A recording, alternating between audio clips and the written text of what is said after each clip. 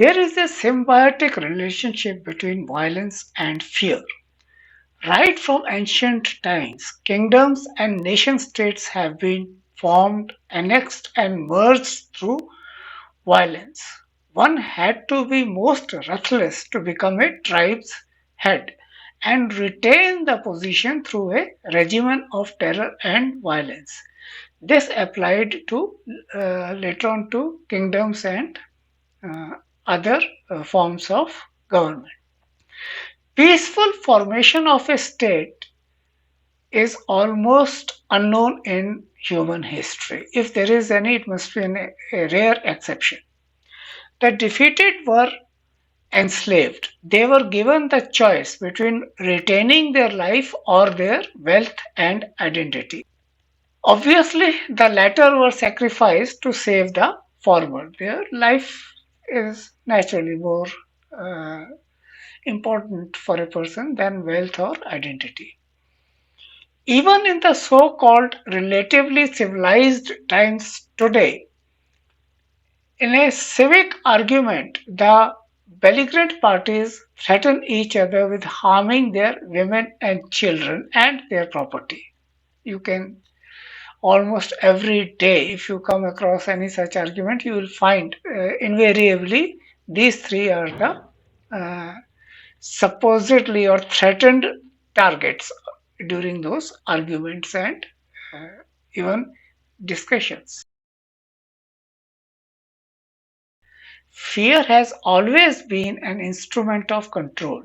Since ancient times, rulers, priests, and merchants have been complicit in using fear as an instrument of control and exploitation.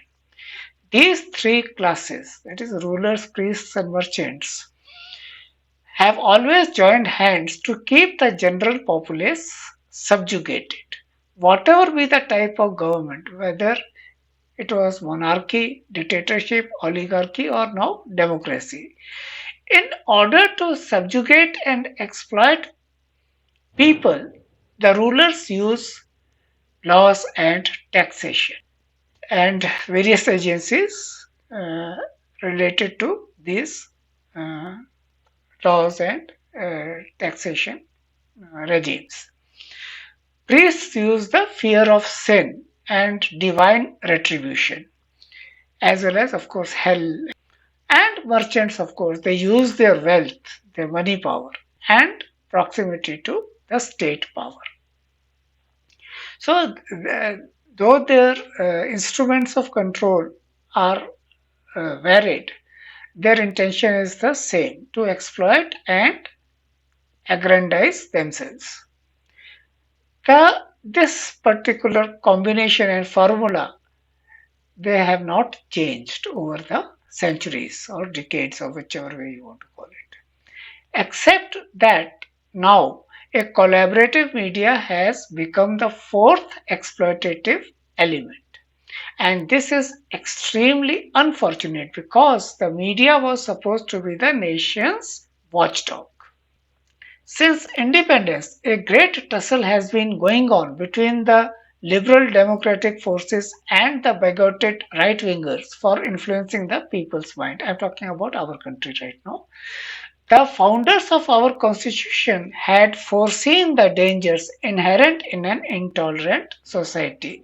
More so because ours is a highly stratified society. There are so many divisions: caste, creed, ethnic, linguistic, regional. You name it, we have got it. So many divisions are there: lateral, vertical.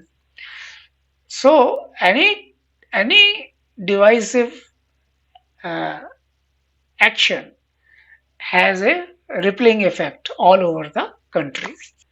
The founders of our constitution had foreseen the dangers inherent in an intolerant society.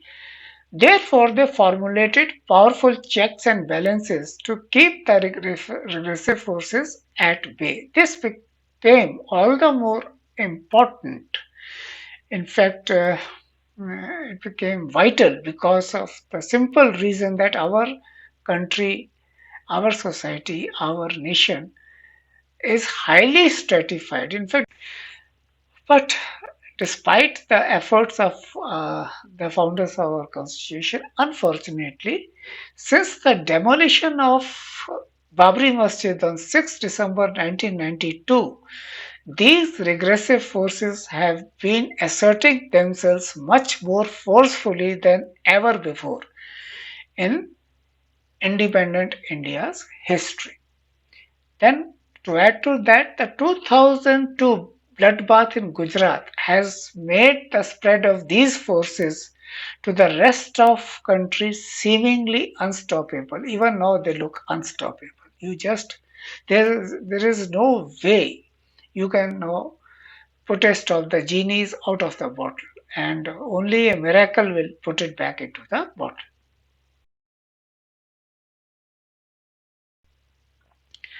The regressive forces have been attacking attacking the liberal ethos, the liberal fabric of our liberal, secular, democratic fabric of our country, of our nation, on several fronts: social, economic, cultural, and political. They started by vilifying venerable icons of India's independence, like Mahatma Gandhi and Nehru. At the same time, they diabolically praised other Congress icons like Sardar Patel, Netaji Subhash Chandra Bose, etc. Many others, but Shastriji, for example, as if there was a division among these leaders, and these leaders were ill treated by the other set of leaders, which was not true. But this diabolical game has been played now. History of India's freedom struggle is also now being rewritten, where the likes of Godse and Savarkar are being shown as heroes.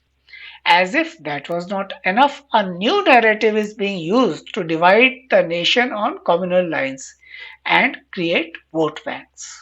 And this will certainly marginalize the Muslim community if it is not already marginalized. If the Christians are being treated less harshly, the reason is quite clear. India cannot afford to alienate the West.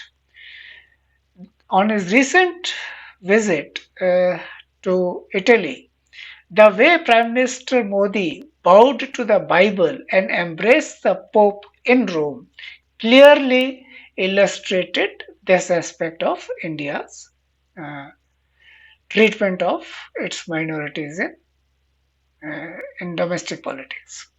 Every state election has seen the BJP's communal rhetoric hitting jarringly high notes. Riots are engineered, which provide an opportunity to burn down the Muslim communities, business establishments, homes, and other properties. Cultural attacks have been going on for decades. In fact, name violent attacks in the name of culture. You know, I should say that. And it all started with the Valentine's Day protests years ago, decades back.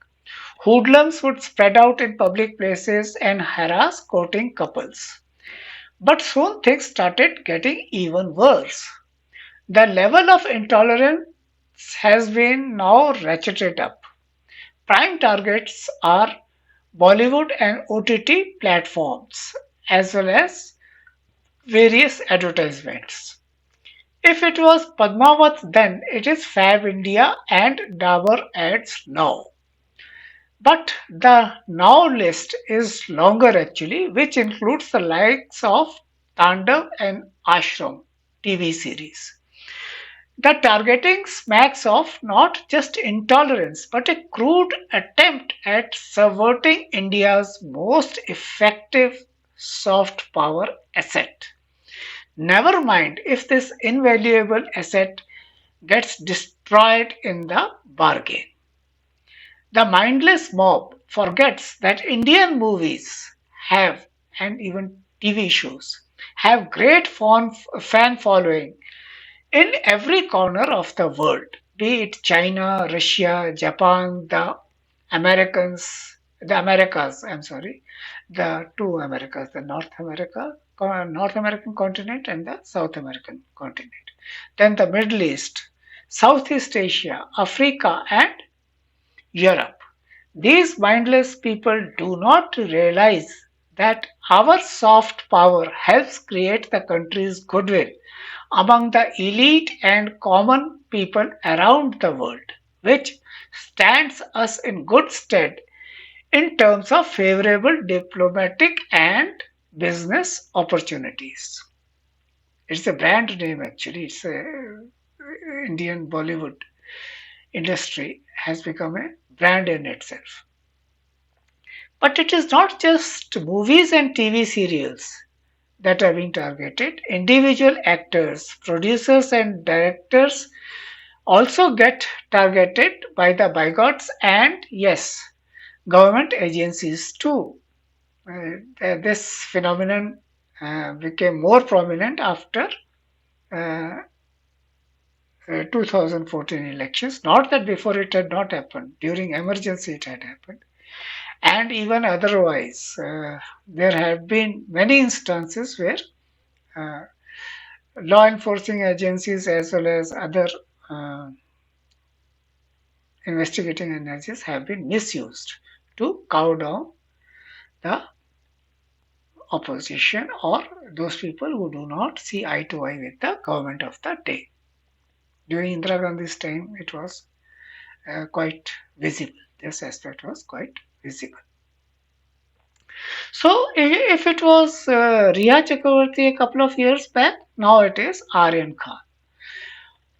Although attempts were made to ensnare Bollywood actresses like Deepika Padukone, Rakul Preet Singh, Sara Ali Khan, Shraddha Kapoor, etc., things did not go according to their plan. They really wanted to target. And actually, when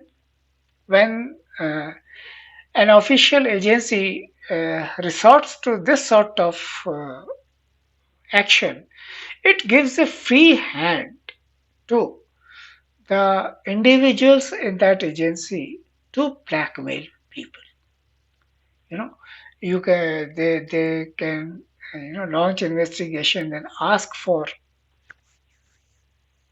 some favors, including money, and uh, use various blackmailing tactics to get what they want. And this is really not how things should be working in a liberal democratic country like ours, where the rule of the law must prevail.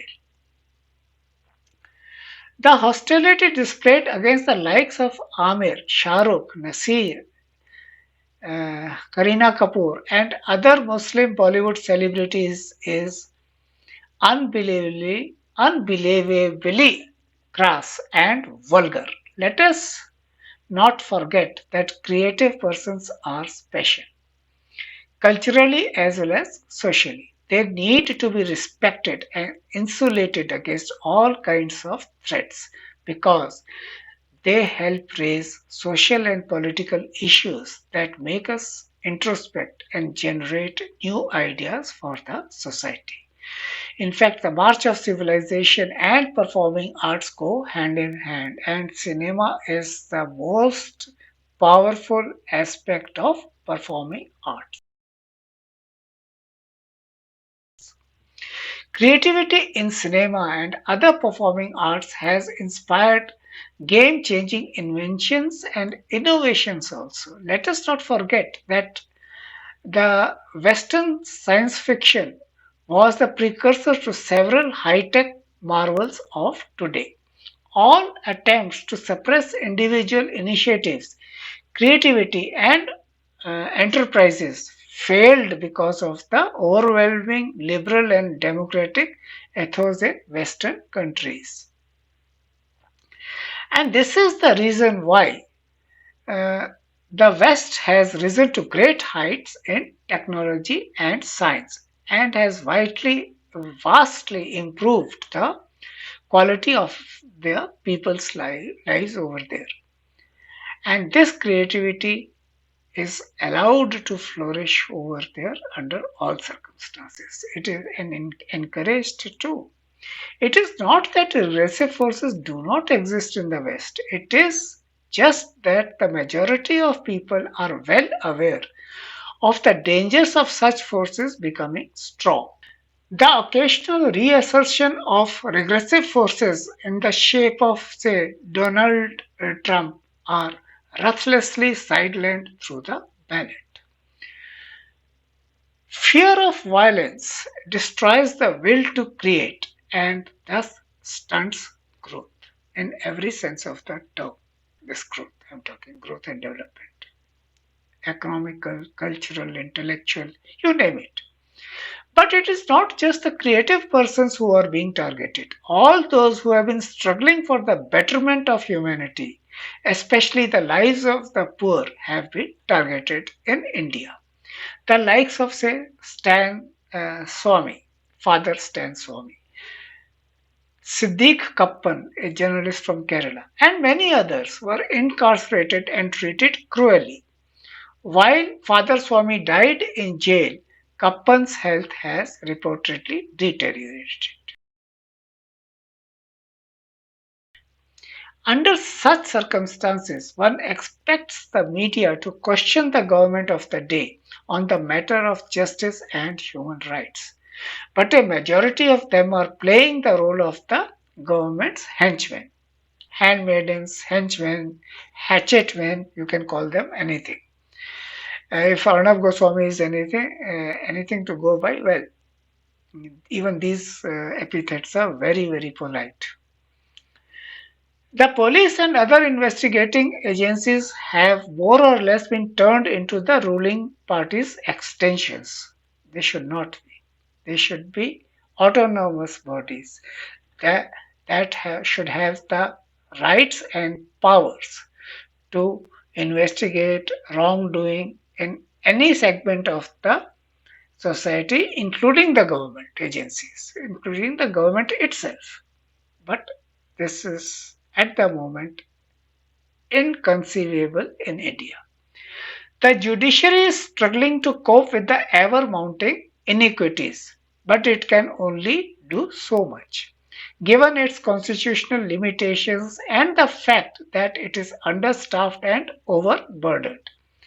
No wonder nearly 70% of about 5 lakh jail inmates in India are under trials. How many of these would actually get a court hearing is debatable. You know how things are in the country right now. Why right now? Since decades. Those who languish in jails, nobody bothers about them if they don't have resources to get their voice heard. Similarly, about 20,000 persons are behind bars under the NDPS. Most of them have not been charge sheeted, let alone convicted. Diwali is a festival of lights which symbolizes the victory of good over evil. But with each passing day, one finds the darkness getting darker. Just look at the number of lawmakers who are either convicts or charge sheeted with some extremely serious crimes. India has recorded an increase of 44% in the number of MPs, members of parliament, with declared criminal cases since 2019. In Lok Sabha elections of 2019, as many as 233, that is about 43%, out of 539 winners declared criminal cases against themselves. So, what do you expect from these people when they sit over there to make laws or to bring in reforms in uh, governance? You don't expect anything from these people. In fact, they are least bothered. It would go. In fact, it would go against their interests if our uh, law and order agencies are reformed, the justice delivery system is reformed, improved upon, and uh, better governance, better quality of governance is sought to be established. So the only hope lies with the good sense of common people. Will they realize the dangers of intolerance and divisive politics? Will this Diwali be a turning point in the permanent banishment of darkness? Let us keep our fingers crossed. Thank you for being with me.